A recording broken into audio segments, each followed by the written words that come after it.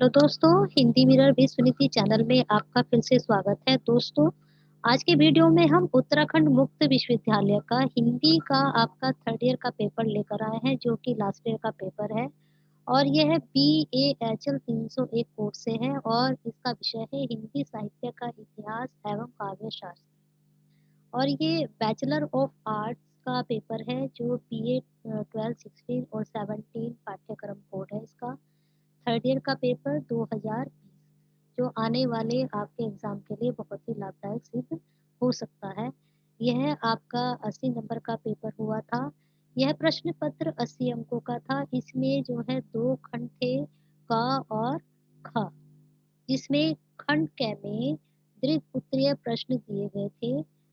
चलिए देखते हैं किस तरह के प्रश्न थे। खंड क में 5 प्रश्न दिए गए थे, जिसमें प्रत्येक प्रश्न के लिए 20 नंबर निर्धारित किए गए थे और इसमें विद्यार्थियों को केवल 2 प्रश्नों के उत्तर देने थे।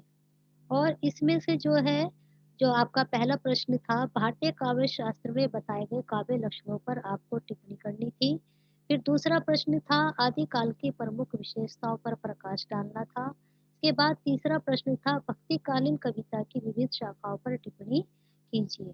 फिर तीसरा प्रश्न था, द्विवेदी युग की प्रमुख प्रवृत्तियों का परिचय दीजिए। फिर पांचवा प्रश्न था, छायावाद की प्रमुख विशेषताओं का उल्लेख कीजिए। तो इस प्रकार से ये खंड क में 5 प्रश्न दिए गए थे, जिनमें से विद्यार्थियों को 2 प्रश्न करने थे और 1 प्रश्न 20 नंबर का था। इस प्रकार से विद्यार्थियों के खंड क में 40 प्रश्न बनते थे। फिर देखिए दूसरा खंड, खंड ख, इसमें विद्यार्थियों को लघु उत्तरीय प्रश्न करने थे और इसमें से प्रत्येक प्रश्न के लिए 10 अंक निर्धारित किए गए थे और इसमें विद्यार्थियों को 4 प्रश्न करने थे, जो कि एक 10 अंक का था।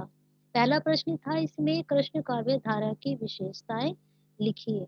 नाथ साहित्य का परिचय दीजिए। फिर तीसरा प्रश्न था, रीति काल के विभिन्न काव्य धाराओं का उल्लेख कीजिए। चौथा प्रश्न था, काव्य प्रयोजन पर टिप्पणी कीजिए। फिर पांचवा प्रश्न था, आदिकालीन कवियों के योगदान पर प्रकाश डालिए। फिर छठा प्रश्न था, प्रगीतवाद की विशेषताएं बतलाइए। सातवां प्रश्न था, सूफी काव्य धारा का संक्षेप में परिचय दीजिए।